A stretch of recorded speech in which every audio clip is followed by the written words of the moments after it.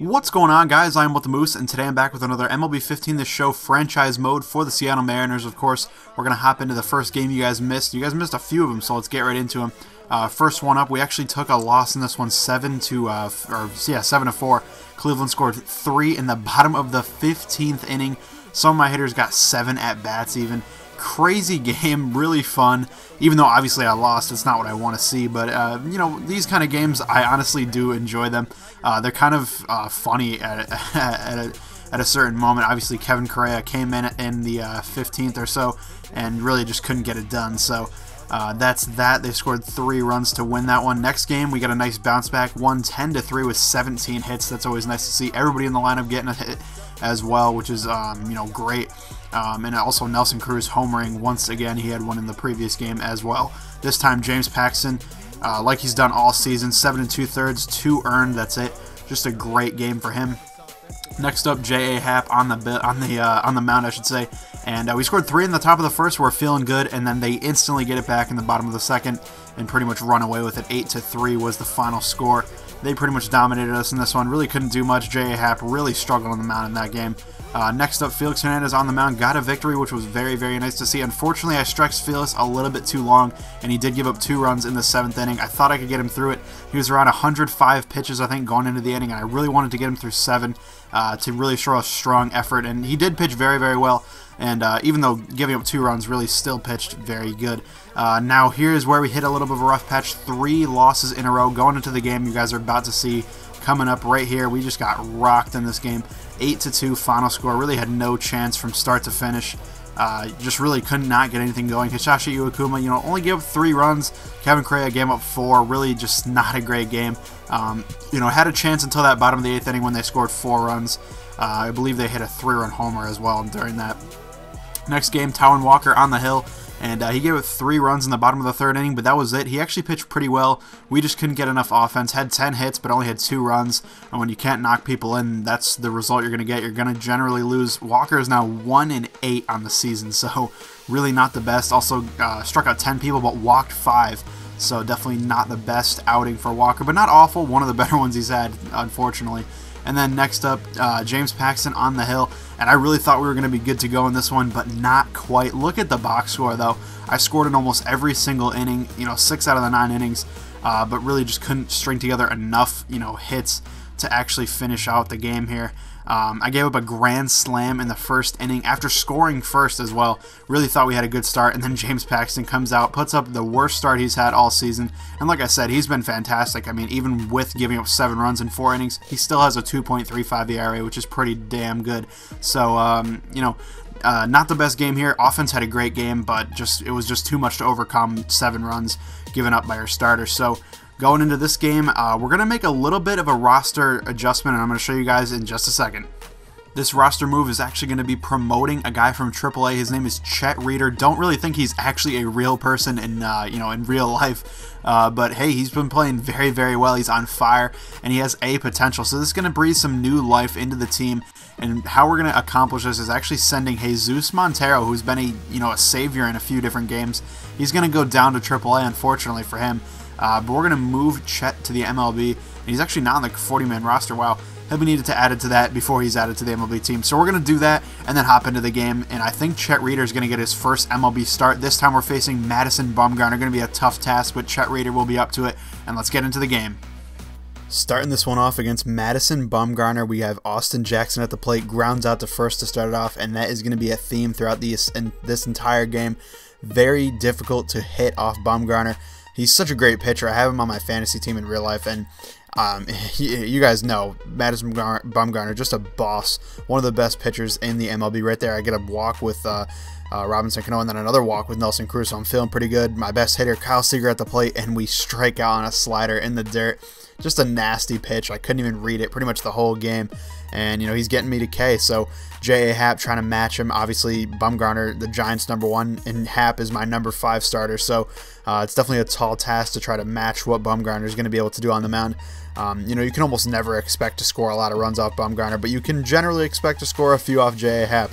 And I generally expect to actually give up a few. That's why I hope, you know, I have a favorable pitching matchup and I can score off their pitcher. but this game definitely needed a great performance, and Buster Posey getting a single up the middle, but we are able to retire the next batter with a flat to right field. Now here's Chet Reeder's first MLB at bat, showing you guys what he's up to. 1-2 count, and he actually strikes out on a nasty slider once again. It was just unhittable, I'm not going to lie. That pitch just looks so tantalizing as it goes through the zone, and then I'm not feeling it as it goes out of the zone. Right here, get another base runner on a drag bunt by Austin Jackson. They throw it away a little bit, and we're actually able to get on, and then Austin actually steals second base. So we're feeling pretty good right now. We got Brad Miller at the plate, only one out. Hopefully we can get him in, and that'd be kind of nice. Brad Miller does ground out to second, but hey, gets the runner over. Not the most productive out ever, but hey, at least we got the runner on third, and now we have Robinson Cano up, who actually taps one to Bumgarner, who makes the easy throw to first base, and we are still scoreless here in this one. Now J.A. Happ still out here, still trying to match what Bumgarner's trying to do, and if we can do that, which honestly Happ did pretty well, we're in for a good game here, and J.A. Happ, the least likely player on my entire team to kind of break out and do really well. He's kind of one of those players where you know what you're going to get.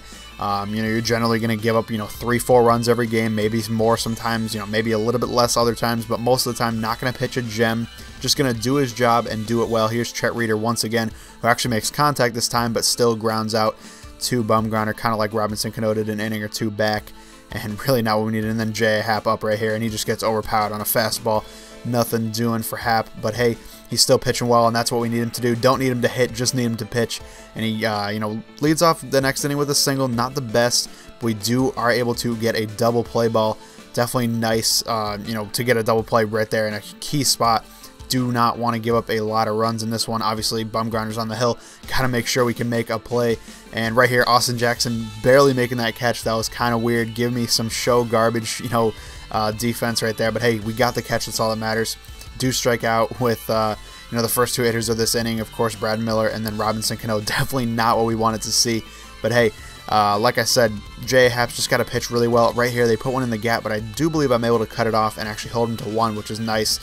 Really do not want to be able to give up a double almost ever. Right here, another double play ball, just crazy. Definitely awesome to get double plays, especially in a game where, like I keep repeating, we got to hold the lead, or hold, not even the lead, just hold down the other team. Right there, huge strikeout to Buster Posey with a guy on base. The slider, backdoor slider, just killing him right on this pitch. I got a single, but man, that pitch was in Nelson's sweet spot. I could have ripped that, into the gap, or maybe even into the stands if I had done so, a little bit better. Now Kyle Seager strikes out there, not the best ideal thing right there, but Justin Ruggiano ripping one to center field, maybe, could be, not quite, just short of the warning track. Almost had it. Ruggiano having a little bit of a tough go of it right now, and hopefully he can break out of his funk a little bit. But overall, this game has just been great so far. I've been getting up a ton of hits to the Giants, but hey, we've been controlling the game a lot, really making sure they don't do anything. Right there, I got some show garbage right there in the field and left field. I couldn't throw the ball in, and he ended up taking second base on it. Well, J.A. Happ doesn't care. We're good to go. Brad Miller saving a run possibly with that diving stop. Of course, he's still able to get on at first base, but hey, at least he doesn't, allow a single, and that's what we need, or allow a single to the outfield. Do Walker out here to get the bases loaded with only one out. Tough spot, but we get a grounder, and Mike Zunino makes a great play to get the tag at home, and then throws to first for the second out, and really, made a huge play right there. Chet Reeder right there getting the first time in his career on base with a walk, and now Ricky Weeks pinch hitting for J.A. Happ, who had a great game. Ricky Weeks, I thought he might have put it in the gap. It just was short. If he had, Chet Reeder would have easily scored from first. That right field in the Giants ballpark is just, crazy with how many things you can do with it.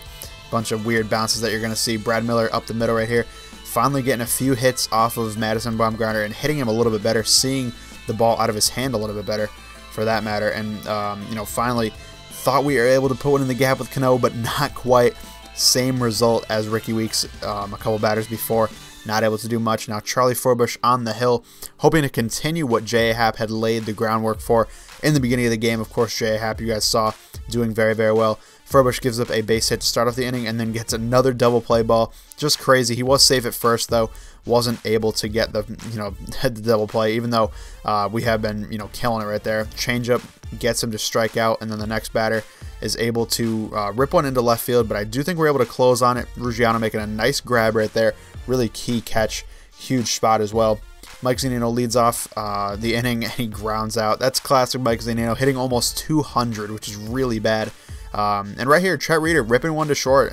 Great hit, just a little bit offline and not able to, connect. This is obviously in the top of the 10. Top of the 10th. I should have said.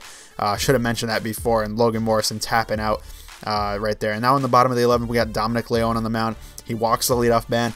That's never what you want to do. Do not walk the leadoff man. That's a great way to avoid, chaos. And right there, base hit let up, and Leone in a bad situation, first and second, not what we want. And they try to bunt here, and I make a stupid decision and try to throw to third base, and Leone completely misses the third baseman, and they're easily able to walk home with a 1-0 victory on a thrown ball away to third base. You can't even make it up, but great game.